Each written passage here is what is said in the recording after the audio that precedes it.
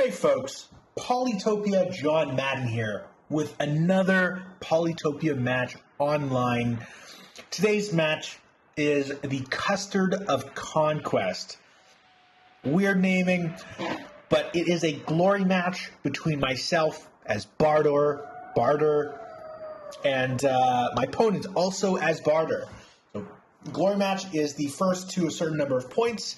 In this case, it's first to 10,000 points, which is the standard you could do online now. So let's go ahead and see how this game plays out. I've got the standard Bardur start. My opponent also goes the standard Bardur start, which is first round, you want to upgrade your first city. I explore out, he also explores out. Let me just pause right there really quickly and go back. So he researches organization, which is the right move here, right? You know, very clearly you can see that his second city isn't going to be able to upgrade without either organization or logging, and his first city is not going to be able to upgrade again without organization or logging. So that may have been the right move. It's unfortunately he had a start like this, you know, where his first city couldn't be upgraded with logging, because that's generally the advancement for Bardur. It goes hunting, then logging. That's the one I typically do. Unfortunate for him, you know, bad start, but let's see how the rest of this game turns out. I discover forestry, which is logging. He upgrades his first city, gets resources, good move, captures the second city. Back to my turn. I enter in a couple of cities. I upgrade my first one. He's winning at this point, right? Let me just pause real quick. He's winning because he has upgraded his first city and has a second city, and I've only upgraded my first city. Right? He upgrades the second city. Right, I capture my second city, capture my third. At this point, I'm beating him in terms of economy only. He then gets climbing. Personal opinion, that may have been a mistake. Right, again, we're only on turn 5, and what you want to do at early game, at least in the strategy that I do with Bardur, and it looks like he's going to do this as well, is you actually want to increase your economy. And climbing, unless there is ruins on a mountain, isn't really going to help you with climbing. It might help you with some exploration, which is, you know, where I think he's going to use this. Yeah, we'll see how that turns out.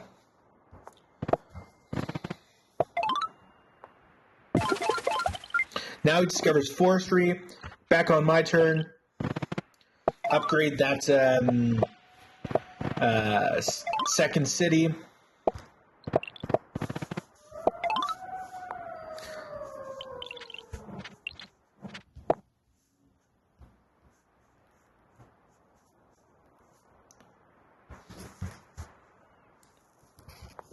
Back on his turn, he upgrades his third city here.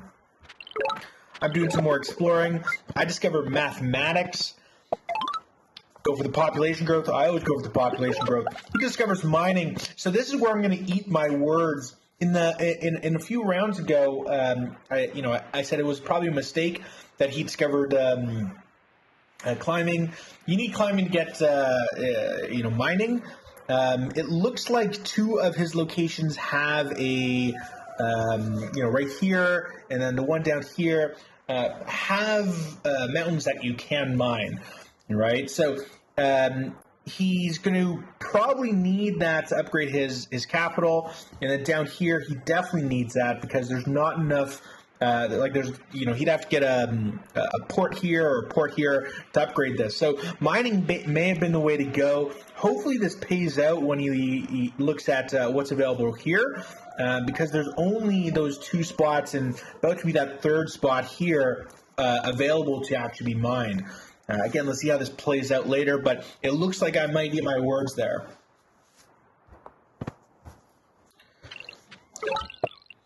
So back on my turn, I upgrade my first city, my capital, and then I grab the lumber hut and grab the super unit.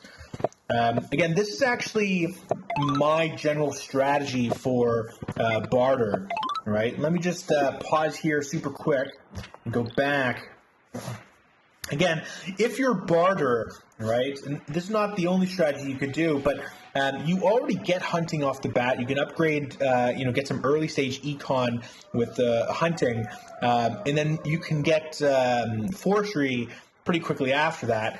And then synergistically, you can use these lumber huts, especially with this, all of these, forests or lumber huts or whatever they're called. You can use those to, spend 5 stars and then do big upgrades like I did on this city or like I did on this one too. So that will benefit me over the long term, right? Because I can spend very little to upgrade cities quite a bit. Right, and there's the second super unit. He moves down, is now discovering my border right here.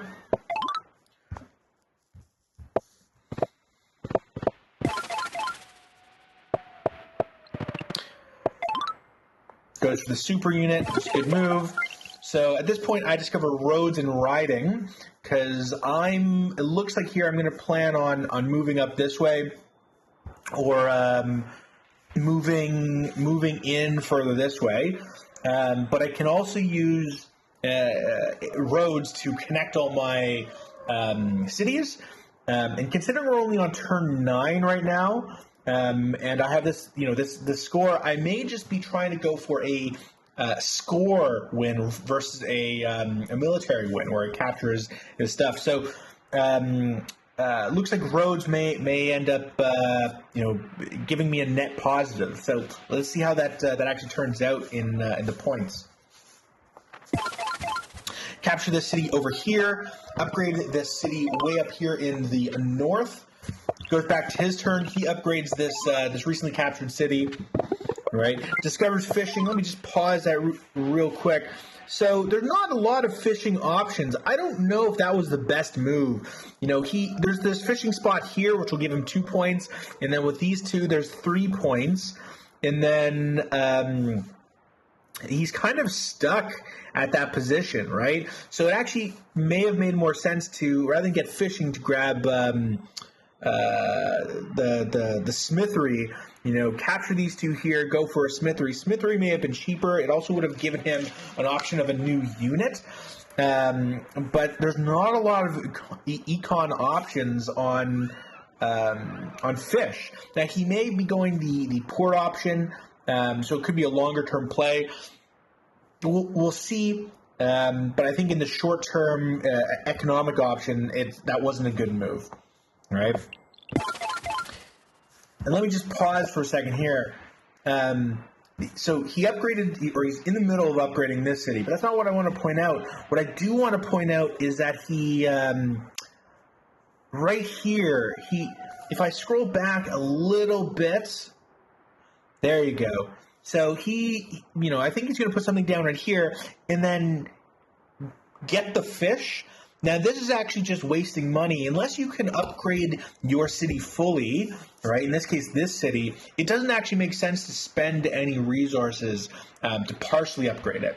You can save the stars you have at the end of the turn. You don't need to spend them every turn, especially if you're not going to get any benefit from them. Because next turn, he may need that for, some large unit or upgrading some technology. Again, I think this was a mistake. Let's just watch that again.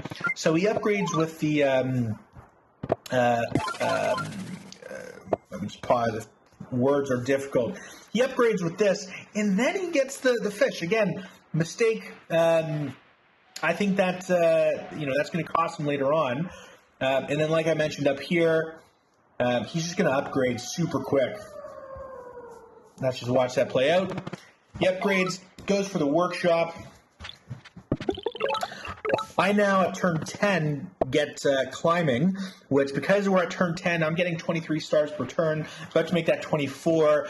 Climbing now might make sense as a way of exploring further or moving faster, because most of the econ growth is already done. I'm going to go for resources. upgrade again. Population growth, always go for population growth. I upgrade this this new city.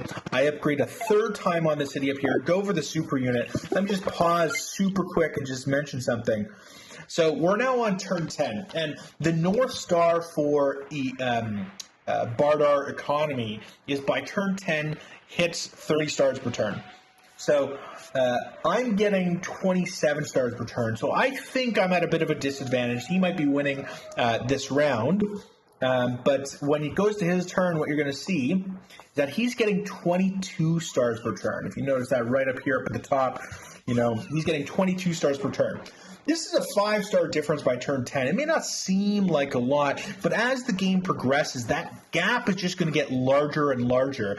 The earlier you can get a strong economy in this game, especially in Glory, determines how quickly you're going to hit that 10,000 score limit.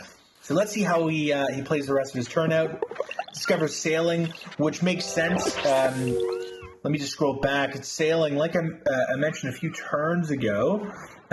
Sailing may be the only way to upgrade this to a super unit. It may be the only way to upgrade this one to a super unit. And then definitely up here, there's just not enough resources around, so he's going to have to get some sailing, some ports on the edge here to get that super unit and upgrade these things. It actually may have made more sense for him, rather than researching mining to put these climbing than mining, to instead go for sailing at a much earlier in his terms, or in his turns, so he can upgrade these port cities, right? Because he only has two or three options, for these mining ones, right? And I think that may have been an economic mistake here. So let's again watch the rest of these turns. I'm exploring north here. Right, I'm going to get a super unit. I'm going to start connecting my my cities with roads to get those I don't know, those bonuses, whatever they're called. Now I discover fishing because I realized there's this big, let me just pause, there's this big open water area right between us. And so I'm realizing, hey, the only way to really get some movement here is to now get fishing and get some ports and some boats on the water. But let me just go back super quickly. I'm now at 29 stars per turn, and then on his turn, he's at 22. Again, that gap is just going to keep getting bigger. So he upgrades this one city. But let me just pause again. I think this was a big mistake. And let me just outline it here. So he's going to get this port here, and he's going to be able to upgrade. But rather than going with population growth and then getting his two fruit here to get a free super unit, he goes for border growth. Now, I get that border growth will let you get this whale here, which is really the primary reason you would go with border growth, is to get some additional resources. But I don't know if that made a lot of sense, right? He could have gotten, his second super unit, second giant. He has one already. He has one already here, but he could have dominated on the water if he upgraded this city with a population growth and gotten two giants on the water pretty quickly, right? Now, I think he's at a huge disadvantage now, and that may have been the mistake that ends the game for him. Right, so he gets one of them on the water. He upgrades up here with that port. Again, ports are very expensive to upgrade your cities. It may be the only way to go, but it's just an expensive option, right? So on my turn, I take out his unit. I go for whaling and sailing, right? Let me just pause. So he now discovers mathematics, but I have a giant right here. Right, he also has his giant on the water down here, but he could have had two on the water compared to my one, and just dominated while on the water.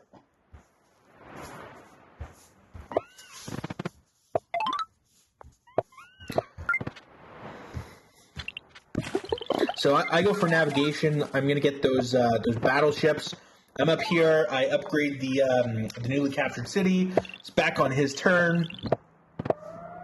He's upgrading his capital city there. Goes for the park.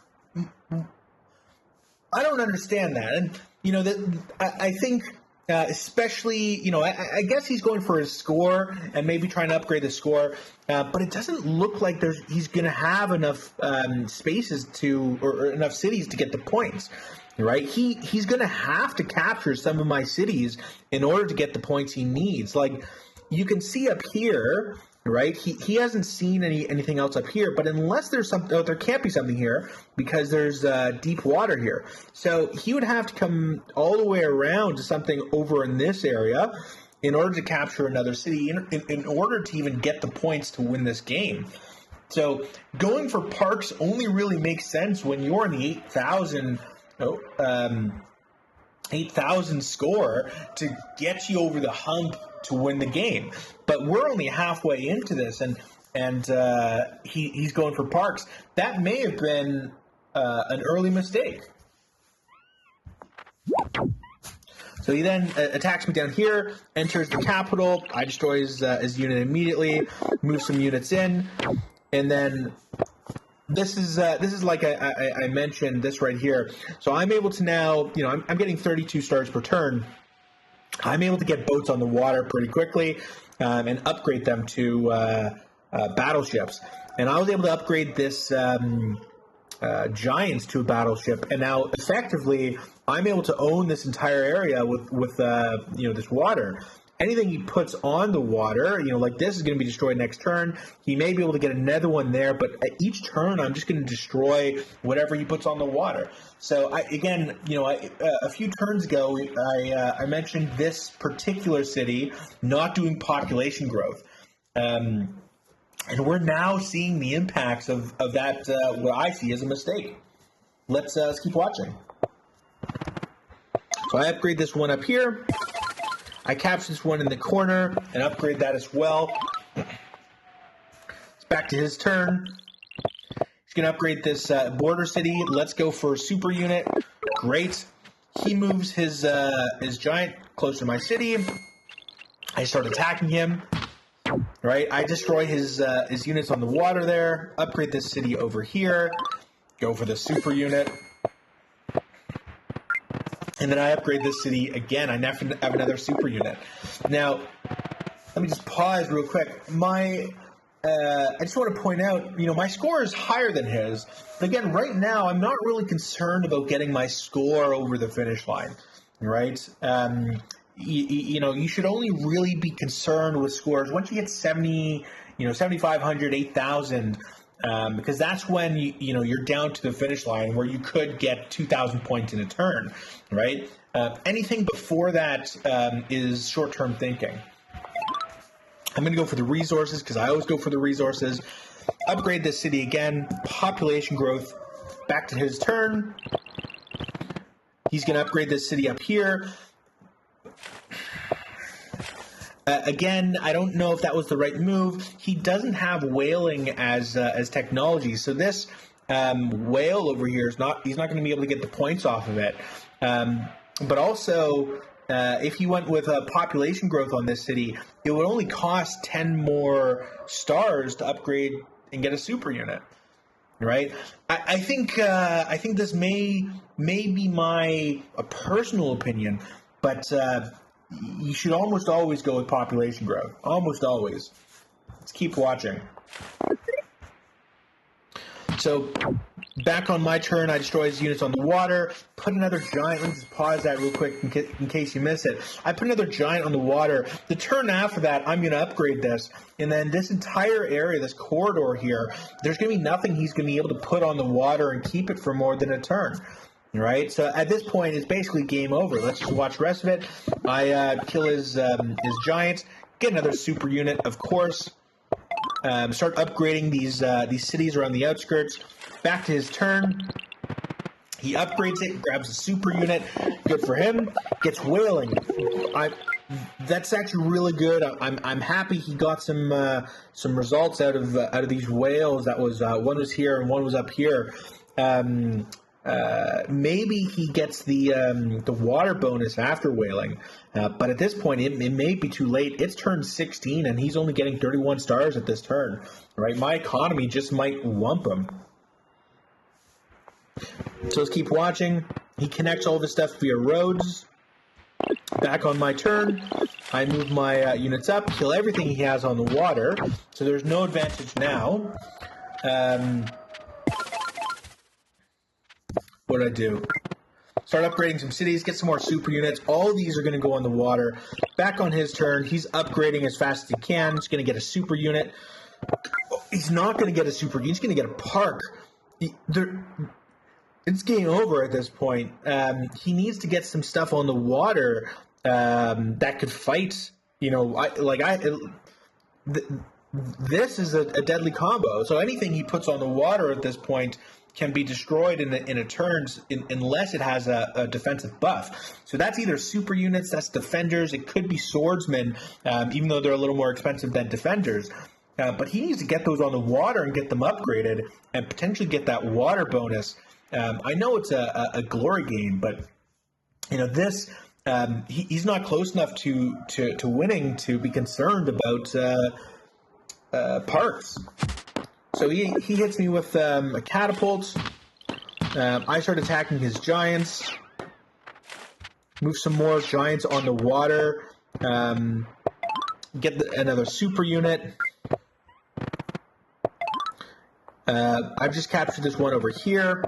Upgrade it twice. I'm now in the end game here. I'm at 9,000 points almost, right? There it is. Go for a park because I'm not going to get a super unit in time to finish the game. Right? As you can see, I almost got 2,000 stars this turn, and now I'm almost out. So it's going to go to his turn. It's going to upgrade a few times. Go for the super unit. Thank you. It's back on my turn. I don't know why this took another 2 turns. I destroy his catapults. I upgrade. Start catapulting in and just get everything on the water. I think at this point, I'm just kind of messing around because I'm sure I can get a couple extra points and finish this game in a turn. There you go. I captured that city, and that's going to be the end of this game.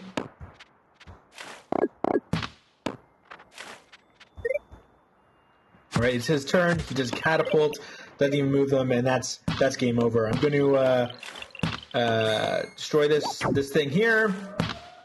Destroy that one. Move closer. Destroy that one. Move in, and it's basically game over. I'm going to capture this one city, and that's it. Boom. Game over. So I think the lesson here is, again, focus on the economy in the early game. Don't look at increasing your points with parks in glory matches until you hit around 8,000 points. Anything before that is just too short term. You're going to need that super unit, that giant, to help you out. If you want your match commented, you want someone to look at it, post a link to your Polytopia replay in the comments. I'll happy to annotate on that match in a future video. I'll see you in the next one.